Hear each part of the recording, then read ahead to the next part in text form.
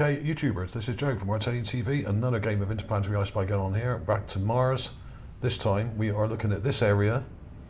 Here we have the jet propulsion and barrage page, and the image we're looking at is PIA 21688. Now, this was taken by the Odyssey mission, which is a satellite that's been up there since 2001, I think. Hence the name. And it's been taking loads and loads of images over the last many years, and this is an interesting one. Now, I've been collecting these for quite some time now, and the good thing about these is they're not amazing quality, but they are moderately sized. In other words, you could download the JPEG straight onto your laptop, or especially your mobile phone, because they're not very large. And even the TIFF images that come, the TIFF versions are not huge either. They're usually about 3 or 4 meg. Some of them are about 2 meg. So they're not massive, and they're not going to take up all your memory. And this is the image we're going to look at. I'll show you it up here. I've got it here. And in a minute I'll show you what they've written about this, which I think is absolutely ridiculous, what they've written about this. And just shows what a bunch of assholes these people really are. Some of them at JPL. I mean, honestly. Oh, in fact, I'll read it to you now, because I'm really angry about this, because this image looks really quite interesting, and they've trivialized it in a childish, absolutely ridiculous way. Do you see what I see? Look out, a barrage of bullets is headed our way. That's the only thing they could think of for this image, and they've just given the basic information and the standard stuff underneath it. So they've got absolutely nothing to say about this image other than the fact that it looks like a load of bullets being fired at you. Now, that just goes to show what an absolute bunch of pricks we're dealing with in NASA. Honestly, I'm really quite angry about this. And basically, these are, I think, are buildings, okay? These are domes, multiple domes, identical in size. These in the middle here are all the same size. They all have the same sort of luminosity. Now, of course, on Mars, it's a very windy planet, and sand gets blown around all over the place, sand and dust, and some of these have dunes kind of formed behind them where the wind's blown up against them. Okay, now that's completely normal. Now, normally they would say this is a bunch of dunes or whatever on Mars formed by the winds that go up to 300 or 400 miles an hour, blah, blah, blah. That's the normal sort of stuff you get when you look at these images, and the normal sort of explanation. But to say that, I mean, honestly, to say that, what do you see? Look out, a barrage of bullets. I mean, for God's sake, what is the matter with these people? And people expect to get some kind of disclosure from these people? I mean, come on. What a load of old bollocks they're talking here. And these, yes, do look like dunes. I'm going to calm down a bit now. Sorry about that. These do look like dunes, but why would dunes form in such a way, all evenly spaced, or roughly evenly spaced, and the same size? Look at these, identical in size, each one. 1, 2, 3, 4, 5. At the top here, I've taken a clip of that at the top, and there's 4 in a row, 1, 2, in a perfectly straight line.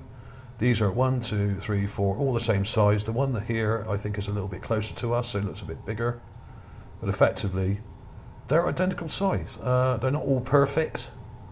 Some of them are slightly bigger, some are slightly smaller, but they seem to be clustered in groups. Now, of course, dunes normally would form on an open plain area like we have here, in a sort of dune-like pattern, not separate entities, loads of separate entities. This kind of reminds me of what you see in the satellite pictures of Australia, where you have termite mounds, which then form dunes on them, or on the backside of them, and they make this kind of pattern. And that's the kind of pattern we're looking at. But is this just dunes? No, it is not.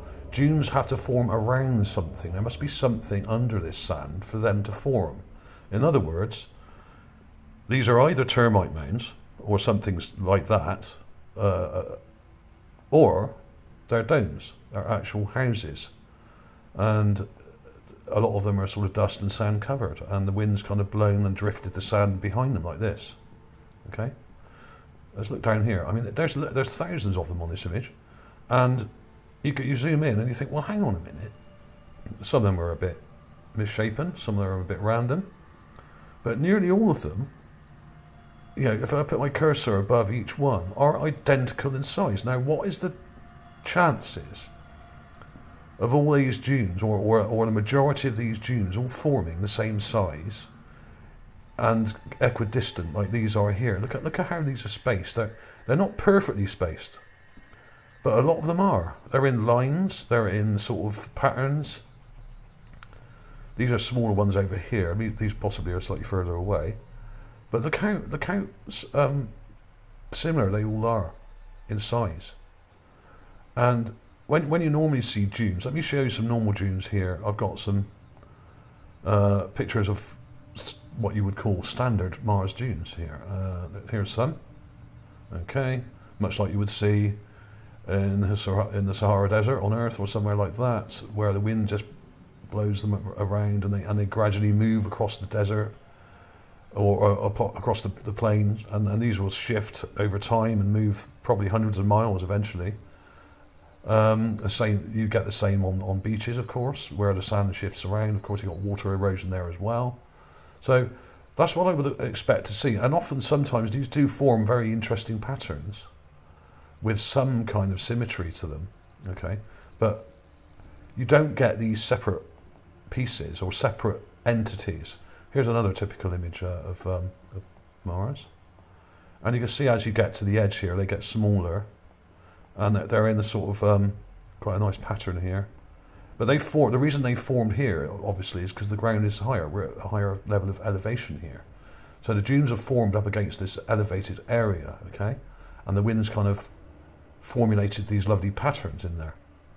I will stick clips of these in at the end, by the way, because I do have much better examples of Martian dunes in some other images, and which I haven't dug up, but I will, and I'll put a few clips in at the end and give you some nice, really high-res images to look at. But here's the raw image as it comes. Here we are, and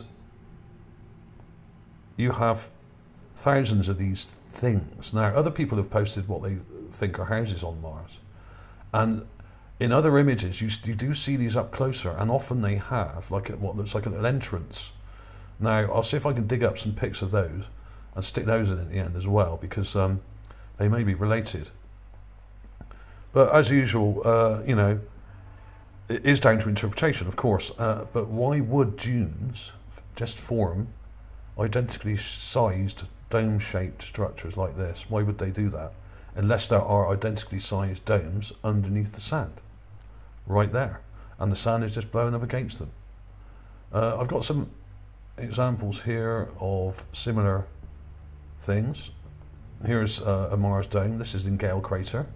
Some of you may have seen this. I published this a while back. Mars dome, 300-foot tall Martian structure, Aeolus Mons, right on the edge of Mount Sharp. This is probably about half a kilometre up the side of it. And this is a very large dome.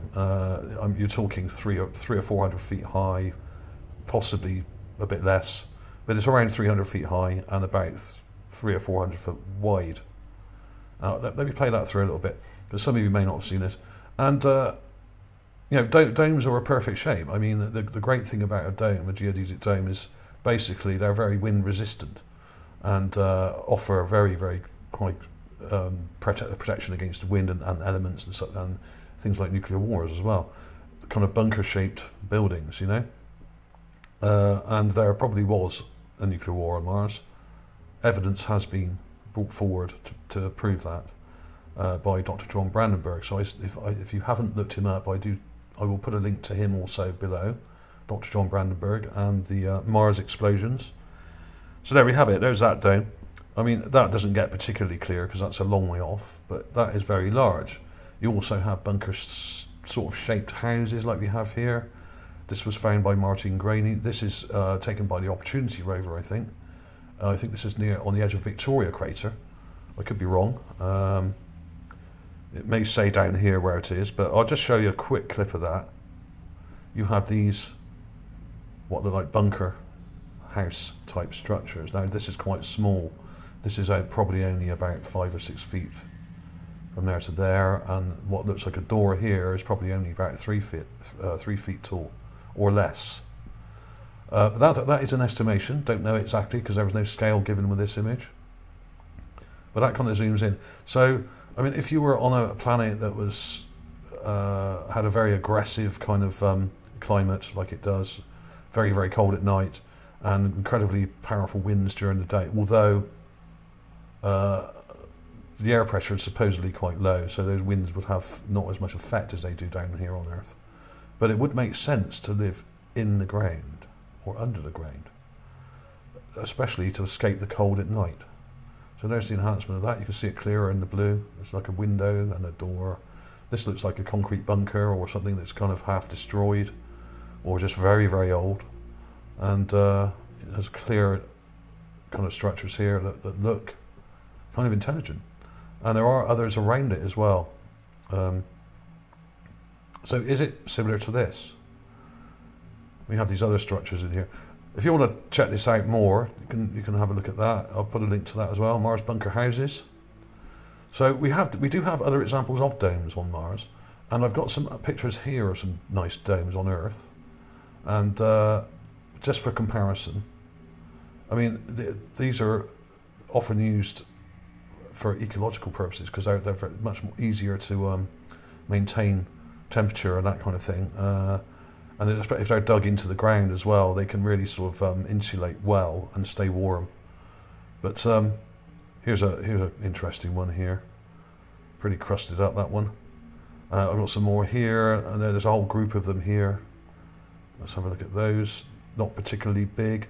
Now, the scale of the ones we're looking at on Mars, I really don't know, because they really haven't said anything about the scale here. So I really don't know how big these are, but I'm assuming they are pretty big for them to show up like this. I would say, I don't know, these are probably 150 to 100 feet across.